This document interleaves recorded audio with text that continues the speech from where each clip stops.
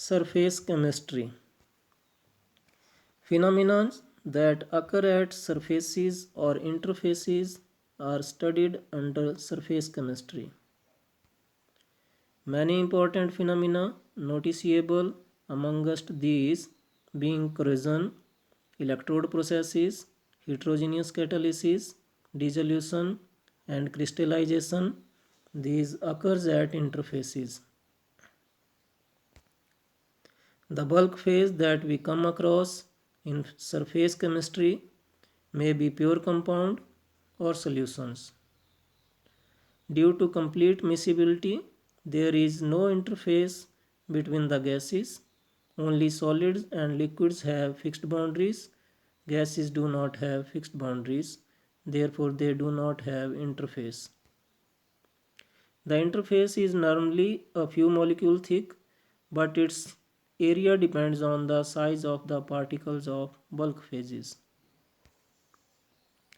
To accomplish surface studies meticulously, it becomes imperative to have a really clean surface. Under very high vacuum of the order of 10 raised to power minus 8 to 10 raised to power minus 9 Pascal, ultra clean surfaces of metals can be obtained.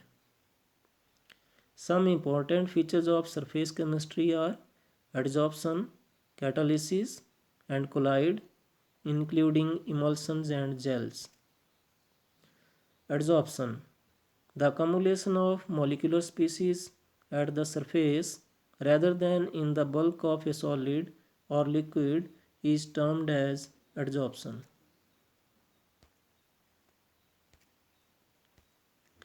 Adsorbate. The molecular species or substance which concentrates or accumulates at the surface is called adsorbate. Adsorbent. The material on the surface of which the adsorption takes place is called adsorbent. Adsorption is essentially a surface phenomena. Solids, particularly in finely divided state, have large surface area and therefore charcoal, silica gel, alumina gel, clay, colloids, metals in finely divided state, etc. act as good adsorbents.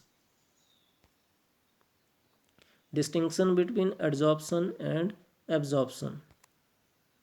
In adsorption, the substance is concentrated only at the surface and does not penetrate through the surface to the bulk of the adsorbent.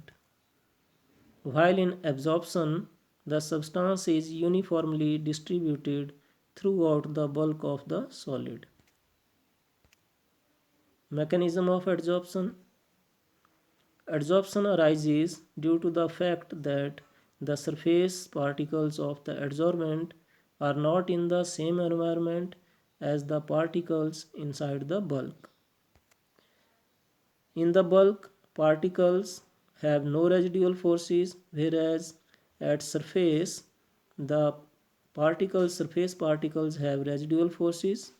Now during adsorption, there is always a decrease in surface energy as these residual forces are neutralized, which appears as heat. In other words, delta H, that is change in enthalpy of adsorption, is always negative.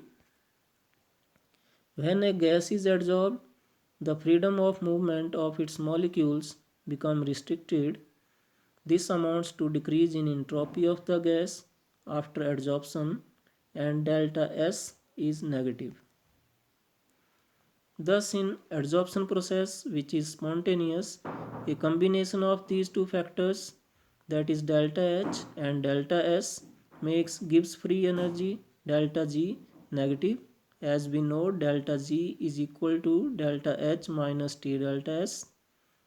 As adsorption proceeds, gives free energy becomes zero because delta H with respect to time becomes continuously less negative, and after some time equilibrium is attained. Types of adsorption. This is of two types. Physisorption. If accumulation of gas on the surface of a solid occurs on account of weak van der Waals forces, the adsorption is termed as physical adsorption. Chemisorption. When the gas molecules or atoms are held to the solid surface by chemical bonds, the adsorption is termed chemical adsorption. Now comparison of these. In physisorption there is weak van der Waals forces, whereas in chemisorption chemical bond formation takes place.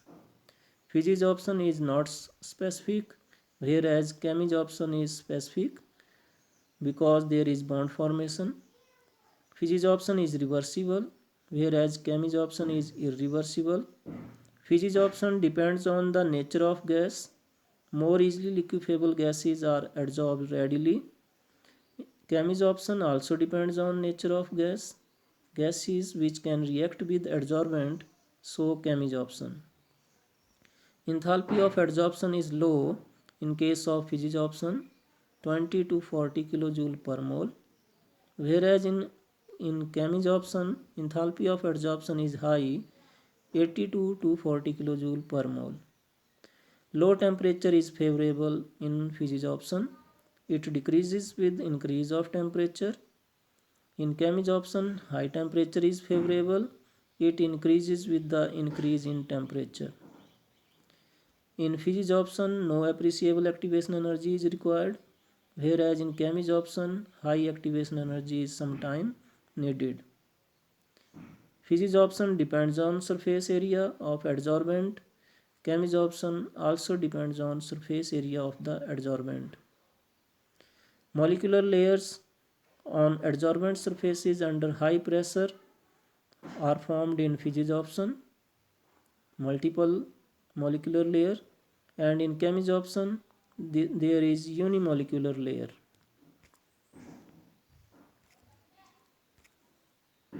Adsorption isotherms. These are the variations in the amounts of gas adsorbed by the adsorbent with pressure at constant temperature. This variation is given by Freundlich adsorption isotherm. X by m is equal to k into p raised to power 1 by n, where n is greater than 1. Here x is the mass of gas adsorbed on mass m of the adsorbent at pressure P. K and n are constants which depend on nature of the adsorbent and the gas at a particular temperature. The relationship is generally represented in the form of a curve where mass of gas adsorbed per gram of the adsorbent is plotted against pressure. If we take logarithm of this equation, we get log x by m is equal to log k plus 1 upon n log p. Now the validity of this isotherm can be verified by plotting log x by m along y-axis and log p along x-axis. If it comes out to be a straight line, then the isotherm is valid, otherwise not. The factor 1 by n have values between 0 and 1. If it has value 0, then the amount of gas adsorbed x by m is equal to a constant. This means that pressure has no effect in that case on the gas adsorbed because surface of adsorbent is totally occupied. Thereby, by increasing pressure, there is no change in the amount of gas adsorbed. If the value of 1 by n is 1, then x by m is equal to k into p raised to power 1. That is, mass of gas adsorbed is directly proportional to the pressure. If we increase pressure, then amount of gas adsorbed increases. Now if we see in the curve, the amount of gas adsorbed x by m per unit mass of adsorbent at low temperature it is more, and at high temperature the amount of gas adsorbed decreases at same pressure. And we can verify Freundlich adsorption isotherm. If it is a straight line, then the isotherm is valid, and intercept gives the value of log k, and slope gives the value of 1 upon n. We can see if the slope is 0, then value of 1 upon n is 0. If slope comes out to be 1, that is slope is equal to tan theta. If it is 1, then theta is 45 degree, tan 45 is 1. In that case 1 upon n is equal to 1. Adsorption from solution phase. Solids can adsorb solutes from solutions also. The extent of adsorption decreases with an increase in temperature. The extent of adsorption increases with increase in surface area of the adsorbent. The extent of adsorption depends on concentration of the solute in solution. The extent of adsorption depends on nature of the adsorbate. Freundlich equation approximately describes the behavior of adsorption from the solution, with the difference that instead of pressure, concentration of solution is taken into account. In that case, x by m is equal to k into c raised to power 1 upon n. Now, applications of adsorption. Production of high vacuum. If we want to produce high vacuum, the remaining traces of air can be adsorbed by charcoal from a vessel evacuated by vacuum pump to give a very high vacuum. For making gas mask, activated charcoal is used for breathing in coal mines to adsorb poisonous gases. To control humidity, silica and aluminum gel are used as adsorbents for removing moisture and humidity.